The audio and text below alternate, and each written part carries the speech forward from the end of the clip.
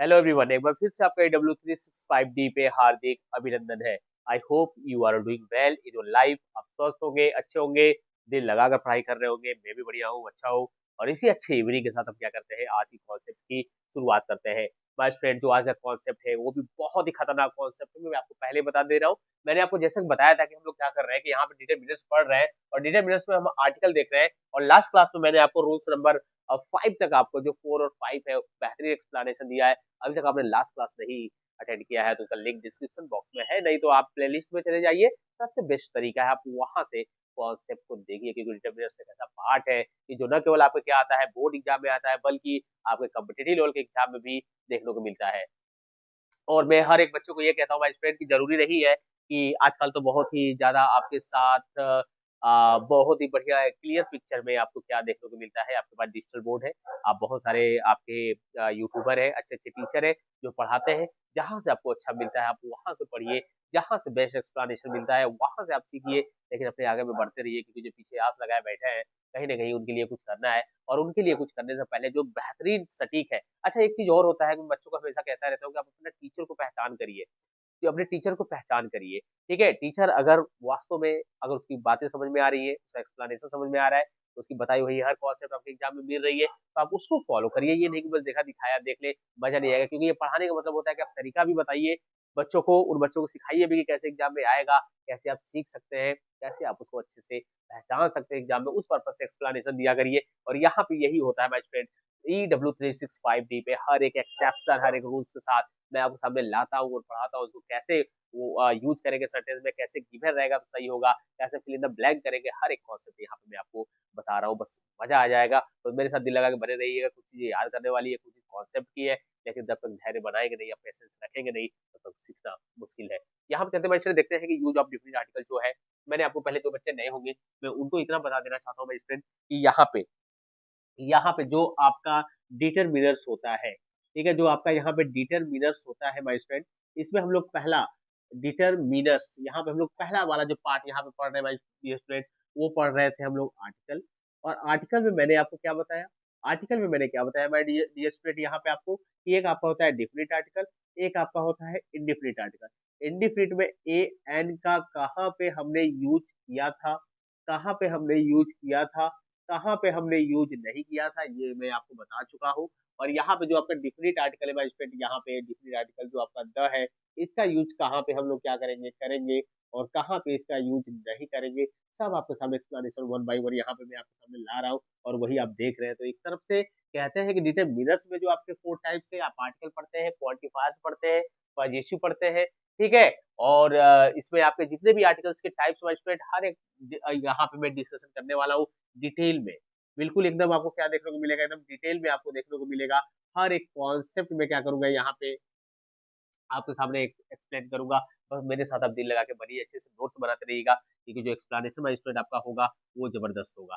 ठीक है, चलिए देखते हैं यहाँ पे पहला क्या है आपका कि यूज ऑफ डिफरेंट आर्टिकल में रूल्स नंबर 6 5 तक हम लोग लास्ट क्लास में क्लियर कर चुके थे। तो यहाँ पे देखते हैं क्या है। यहाँ पे आपका द प्लस कैनाल्स, कैनाल्स का मतलब होता है नहर। जितने भी आपके कैनाल्स होंगे माय स्टूडेंट, उसके पहले मेरे साथ साथ याद कर लो, कैनाल्स के पहले क्या करते हैं, द का प्रयोग करते हैं। एरोप्लेन्स के पहले क्या करते हैं, द का प्रयोग करते हैं। एंड शिप, जो आपके समुद्री जहाज होते हैं, ठीक है, जो सी शिप्स होते हैं, यानी कि यहाँ पे लिखना चाहिए था मेरे को, ठीक है, यहाँ मैं लिख दे रहा हूँ। सी शिप्स होते हैं, समुद्री जहाज होते हैं, उनके पहले आपको क्या करना है, द का प्रयोग करना है। और जितने भी आप ट्रेन देखते हैं ना, जितने भी आप ट्रेन देखते हैं हमारे स्टूडेंट यहाँ पे, उनके पहले आपको क्या करना है, आपको लिखना है। ट्रेन का मुझे हिंदी बताइए क्या होता है। रेलगाड़ी की हिंदी क्या होती है, ट्रेन की, ट्रेन का मतलब क्या होता है यहाँ पे। ट्रेन का मतलब सर रेलगाड़ी होगा, और क्या होगा हिंदी पे, और क्या होगा यहाँ पे, कहते क्या है माय स्टूडेंट यहाँ पे, कहते क्या है। चलिए वो आपके लिए क्वेश्चन रहेगा, वो आप अपना देखते रहिए क्योंकि बहुत जरूरी है। और बहुत सारे बच्चों को पता भी है, मुझे अच्छी तरीके से पता है। यहाँ पे देखिए, the canals, aeroplane and ship. और यहाँ पे आप रेलगाड़ी के पहले द शारदा कैनाल्स होता है। ये कैनाल से नाम है, द पनामा कैनाल्स, ठीक है, द स्वेज कैनाल्स। मैंने यहाँ पे क्या किया है, मोस्ट इंपोर्टेंट जो आपके एग्जाम में फंस जाते हैं, जहां से आपको क्वेश्चन बना देता है, मैंने बस वही लिखा है। आपको और ज्यादा उतना पढ़ने की जरूरत नहीं है माय स्टूडेंट। यहाँ पे देखिए, अगर यहाँ पे बात करेगी एरोप्लेन की बात कर रहा हूँ मैं, यहाँ पे मैंने बात किया है समुद्री जहाज की, यहाँ पे मैंने बात किया है ट्रेन की, यहाँ पे मैंने बात किया है कैनाल्स की। इन सबके पहले क्या लगता है, सबके पहले यहाँ पे द का प्रयोग करते हैं, इतना बस याद रखिए। The Kashmir princess, the Meghdoot, यहाँ पे समुद्री जहाज आप देखेंगे लिखा हुआ है the Victoria, the Vikrant, the queen Mary, the queen Mary, ये क्वीन मैरी के नाम से महारानी है, उनके नाम से ही क्या किया गया है, यहाँ पे शिप का नाम रखा गया। पहले देखते थे भाई स्टूडेंट, जब बात करेंगे हम थोड़ा सा हिस्ट्री जान लीजिए। जब हमारे यहाँ पुर्तगीज आए थे इंडिया में, तो उस समय जब ये आए थे तो कोई उतना अच्छा साधन नहीं था इनके पास, लैंडमार्क तो थे लेकिन बहुत ही लॉन्ग पड़ता था। तो कुछ लोगों ने क्या किया था, आपने देखा था कि सी वे से कंट्री की खोज की थी। वास्को डी गामा को माना जाता है कि भारत की खोज की थी, भारत के तट पे पहुंचा था वास्को डी गामा। अमेरिका की खोज कोलंबस ने की थी आपकी, ठीक है, 1492 में, और 1498 में आपको वास्को डी गामा क्या किया था, इंडिया आया था कालीकट। तो वो बात की बात है, लेकिन आए कैसे थे मैं ये आपको समझाना चाहता हूँ, सी रूट से आए थे। तो सी रूट्स का नाम जो है आप देख रहे हो, पहले विक्टोरिया, ये विक्टोरिया लिखा हुआ था, विक्रांत, ये सब क्या है, शिप के नाम है। आप देख रहे हैं कि यहाँ पे जो आउट ऑफ कंट्री, यहाँ पे आप देख रहे हैं जो पर्सन थे उनके नाम से रखा गया है। यहाँ पे आप देख सकते हैं ट्रेन, देखिए इंडिया में राजधानी एक्सप्रेस बहुत सुनते हो आप, द पंजाब मेल, द तूफान एक्सप्रेस, द मगध एक्सप्रेस, जितने भी आपके एक्सप्रेसेस है, सुपर फास्ट आपकी ट्रेन है, वो सभी के पहले क्या लगता है, द का प्रयोग होता है। अगर आप देखेंगे कि इनके पहले द का प्रयोग सेंटेंस में नहीं दिया है, वहीं पे टिक कर दीजिएगा, वहीं पे टिक कर दीजिएगा, ठीक है, वहीं पे रॉन्ग टिक करिएगा या फिर सही टिक करिएगा। यहाँ पे मैंने छोड़ा हुआ है, यहाँ पे मैं आपको छोड़ा हुआ मास्टर, लेकिन यहाँ पे मैंने लिखा हुआ है, यहाँ पे मैंने लिखा हुआ है। एक चीज मैं यहाँ पे आपको बता दूं, एक चीज मैं यहाँ पे बता दूं भाई स्टूडेंट, यहाँ पे ठीक है, मैं चलिए मैं लिख ही देता हूँ। अच्छा, आपकी बात की जाएगी यहाँ पे भाई स्टूडेंट, यहाँ पे अगर बात की जाएगी, यहाँ पे आपको थोड़ी बहुत प्रॉब्लम तो नहीं हुई, यहाँ पे आपकी बात की जाएगी, तो यहाँ मैं लिख देता हूँ पहले, उसके बाद फिर बताता हूँ। द रिलीजियस बुक्स, इसका एक्सेप्शन है, इसका भी एक्सेप्शन है भाई स्टूडेंट, मैं यहाँ पे आपके सामने डिस्कशन करूंगा, इसका भी एक्सेप्शन है, दोनों एक्सेप्शन है। अब जाइएगा मत कहीं भी, अगर इधर उधर आपका ध्यान भटक रहा है तो जाइएगा मत, बस ध्यान से सुनता रहना मेरे भाई, यहाँ पे बस ध्यान से मेरे को सुनना। यहाँ पे लिखा हुआ है द रिलीजियस बुक, क्या होता है रिलीजियस बुक, आप जानते हो, द भगवत गीता, यानी कि द गीता कह सकते हो, ठीक है, द रामायण है, क्या होता है, रामायण, ठीक है, रामायण क्या होता है, महाभारत होता है, तो आप लिखते हो द महाभारत, ठीक है। आप इसमें और भी लिख सकते हैं, बाइबल्स लिख सकते हैं भाई स्टूडेंट, आप बाइबल्स लिख लीजिए, the Bibles, the Bible, okay, Bibles नहीं, द बाइबल, ठीक है। ये आपके रिलीजियस बुक है, रिलीजियस बुक की हिंदी बता दीजिए सर। रिलीजियस बुक उसको कहते हैं, यहाँ पे हिंदी वाले बच्चे लिख लेंगे, धार्मिक ग्रंथ, क्या होता है आपका, धार्मिक ग्रंथ होता है। तो यानी कि धार्मिक ग्रंथ जितनी भी आपकी बुक्स है, आप उससे पहले क्या करते हो भाई स्टूडेंट, द का प्रयोग करते हो मेरे भाई, द का प्रयोग करते हो, द का प्रयोग करते हो।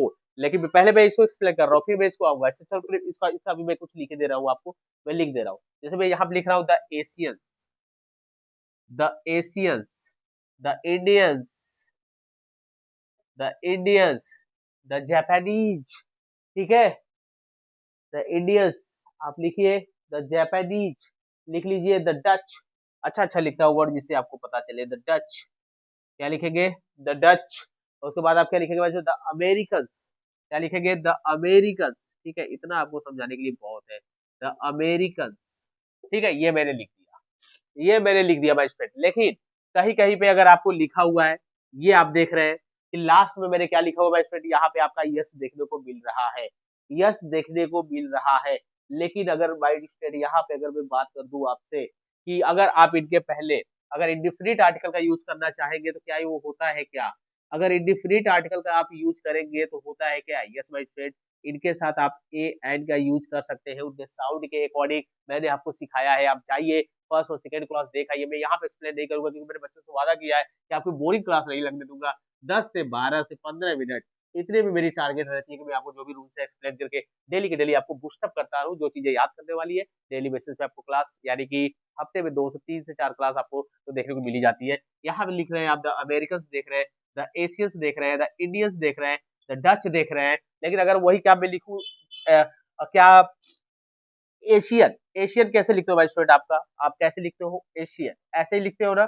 यहाँ पे जो साउंड आप देख रहे हो ए का है, यानी कि वॉवेल्स है, तो यहाँ पे जब आप बात करेंगे एन लगाएंगे तो एन एशियन होगा, एशियंस नहीं होगा, एन एशियन होगा। समझ रहे हो क्या मैं क्या कहना चाहता हूँ, समझ रहे हो क्या, यहाँ पे यस हट जाएगा। अगर यहाँ पे इंडियन की बात की जाएगी तो क्या हो जाएगा, an India, an Indian, an Indian, an Indians नहीं होगा भाई स्टूडेंट। यहाँ पे द डच, डच की बात की जाएगी तो अ डच होगा, क्या होगा, अ डच होगा, आप समझ गए होंगे भाई स्टूडेंट। आप समझ गए होंगे, मुझे समझाने की जरूरत नहीं है। अब यहाँ पे कहानी चलती है कि इसका क्या होगा। एक चीज जरा याद रखना कि मैंने जब मैंने बताया था एक कॉन्सेप्ट देखना, यहाँ पे मैं बोल रहा हूँ कि राम्स बुक, मैंने लिखा है यहाँ पे राम्स बुक, कुछ नाउन के कॉन्सेप्ट में स्टूडेंट की एपोस्ट्रोफी एस में राम, यानी कि नाउन के लिए आप क्या करते हो, नाउन सिंगुलर और प्लूरल दोनों होता है, उस केस में हम एपोस्ट्रोफी यस का प्रयोग करते हैं और यस से स्ट्रॉफी का, दो ही का प्रयोग करते हैं। और इसको अलग तरीके से जब हम लिखते हैं तो हम क्या लिखते थे, द बुक ऑफ राम। मैं यहाँ पे एक्सप्लेन नहीं करूंगा, मैं यहाँ पे एक्सप्लेन, ये बच्चों के लिए है कि यहाँ पे मुझे कोर्स हर एक डेली की डेली कंप्लीट कराना है। अगर मैं आपको इतना बताना चाहूँ तो बस इतना आप जान लीजिए कि अगर आपका सब्जेक्ट, जैसे मैं यहाँ पे लिख रहा हूँ बॉय, अगर मैंने सिंगुलर लिखा है यहाँ पे एपोस्ट्रोफी में लगाऊंगा तो आप यस क्या करोगे, एपोस्ट्रोफी यस लगाओगे। अगर मैं पहले से बॉय प्लूरल दे दूं तो आप एपोस्ट्रोफी ओनली लगाइएगा। बुक, दोनों की मीनिंग सेम है, दोनों की मीनिंग सेम है माय स्टूडेंट। यहाँ पे चलिए मैं बता देता हूँ, यहाँ पे क्या हो जाएगा, द बुक ऑफ, यहाँ पे क्या हो जाएगा, द बुक ऑफ बॉय, यहाँ पे क्या हो जाएगा माय स्टूडेंट, यहाँ पे बताइए क्या हो जाएगा, यहाँ पे भी द बुक ऑफ यहाँ पे क्या हो जाएगा, बॉय, ठीक है, बॉय। तो अब ये मेरे को एक बात बता दीजिए, यहाँ पे लिखा हुआ है Homer's Iliad, the Valmiki's Ramayana, the Tulsi Ramayana, क्या सही है, बिल्कुल चौकस सेंटेंस है। लेकिन लेकिन लेकिन लग गया भाई स्ट्रेट, और लेकिन लग गया तो काम बिगड़ जाता है यार, लेकिन लग गया तो काम बिगड़ जाता है। लेकिन लाना ही नहीं अपने लाइफ में, जो चीज सोचे हो करने के लिए उसको किसी भी हर हाल में करना है, उसके लिए चाहे तुम्हें और एक्स्ट्रा मेहनत करनी पड़ रही हो, तुमको करना ही पड़ेगा, तुमको करना ही पड़ेगा। अगर लाइफ में अपने चाहते हो, मेरा काम है यहाँ पे आप लोगों को पढ़ाना हो, मैंने डिटरमाइंड कर लिया है, यहाँ पे मैं दृढ़ निश्चय हूँ कि मैं इंग्लिश सिखाऊंगा बच्चों को, क्योंकि मैंने इसमें मेहनत की है, मैंने इसमें सीखा है, और मैं बच्चों को सिखा सकता हूँ, अपनी जितनी नॉलेज हो बच्चों को दे सकता हूँ, समझा सकता हूँ, मैं वो करूंगा। मैं भी अपने लाइफ में लड़ रहा हूँ माय फ्रेंड, मेरी भी लाइफ आपकी जैसी ही है, एकदम नॉर्मल हूँ, ऐसा नहीं कि बहुत बढ़िया हो, बहुत अच्छे तरीके से आ रहा हूँ कि मैं आपको सिखा पाऊँ बहुत ही बढ़िया कि मेरे पास फैसिलिटी है। मैं तो आपको सामने लिख के ही समझा रहा हूँ, हर एक कॉन्सेप्ट को बस मेरे को क्या कर रहा हूँ, मैं याद है उसको बस एक्सप्लेन कर रहा हूँ, मुझे देखने की जरूरत नहीं पड़ रही है। लेकिन जब अपनी भी लाइफ अगर सेटल्ड होगी भाई स्टेट, मैं बता रहा हूँ, मैं खुद की बात बता रहा हूँ, अभी अभी मेरी स्ट्रगल और आपके सामने जो स्ट्रगल चल रही है वो तो आप सभी लोग देख ही रहे हैं।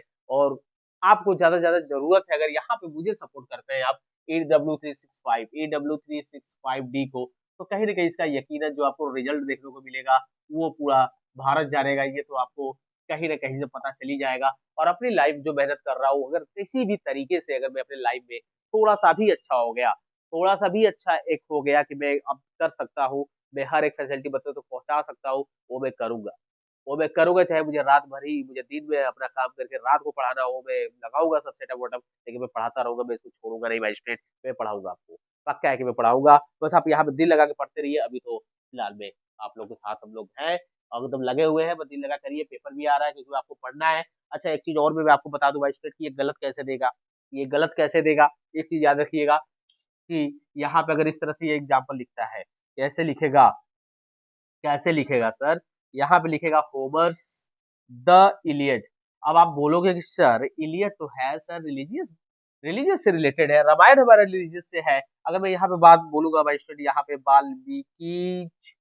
वाल्मीकि रामायण, रामायण की अगर मैं बात कर दूं क्या सेंटेंस सही है, the Ramayan, sorry Valmiki the Ramayan, क्या ये सेंटेंस अब सही है? आप कहोगे हाँ सर ये सेंटेंस भी तो हमको सही लग रहा है, क्योंकि आप जानते हैं कि यहाँ पे धार्मिक ग्रंथों से पहले द का प्रयोग करते हैं। लेकिन भाई स्टूडेंट यहाँ पे आप देखिएगा कि अगर इस तरह से लिखा हुआ है, होमर्स एपोस्ट्रोफी एस लगा के आपका धार्मिक ग्रंथ दिया है, तो आप द का यूज नहीं करेंगे, आप द का यूज क्या करोगे, नहीं करोगे भाई डियर स्टूडेंट, यहाँ पे भी रॉन्ग है। हाँ इसको दूसरे भाषा में लिख सकते हो। अब आपको क्या करना है, अब आपको क्या करना है, यानी कि सिंपल सिंपल भाषा अगर बात की जाएगी तो धार्मिक ग्रंथों के नाम के पहले यानी ऑथर के नाम का प्रयोग होने पर, ऑथर का नाम का प्रयोग होने पे आप यहाँ पे क्या देख रहे हो, रामायण किसने लिखा था, वाल्मीकि ने लिखा था, इलियड किसने लिखा है, होमर्स ने लिखा है, रामायण किसने लिखा है, तुलसी का भी रामायण है।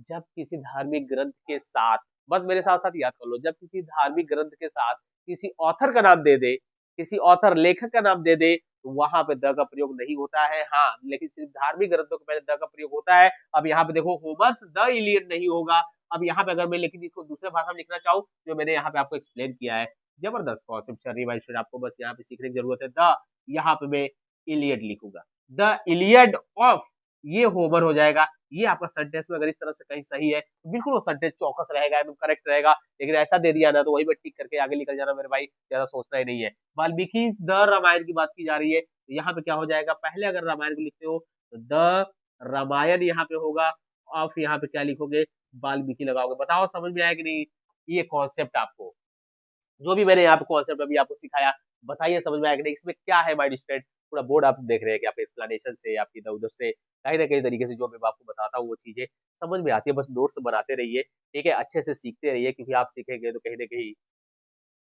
ना कहीं हो परिवार में जगेगा कि कुछ ना कुछ चीजें तो हो ही जाएगा, ठीक है। चाहे आप लड़की हो या लड़का हो, जुनून जोश सब में होती है। अपने स्ट्रेंथ का सही जगह पे यूज करना सीखिए। लाइफ में आगे बढ़ना है, बढ़ना है तो बढ़ना है, ये बस अपने माइंड में चलते रहिए। पीछे मुड़ के मत देखिएगा, बहुत हताश, बहुत ही लाइफ खराब जाएगी। लाइफ थोड़ी लंबी भी जाएगी, ऐसा लगेगा कि मैं हार रहा हूँ, लेकिन हारना नहीं है। कंसिस्टेंसी के साथ बस पढ़िए, दिल लगा के मेहनत करिए, जो आपने सोचा है वो हो जाएगा। थोड़ा सब्र रखिए, सब सब्र नहीं कर पाते हैं, ये भी अच्छी बात, ये भी आप जानते हैं।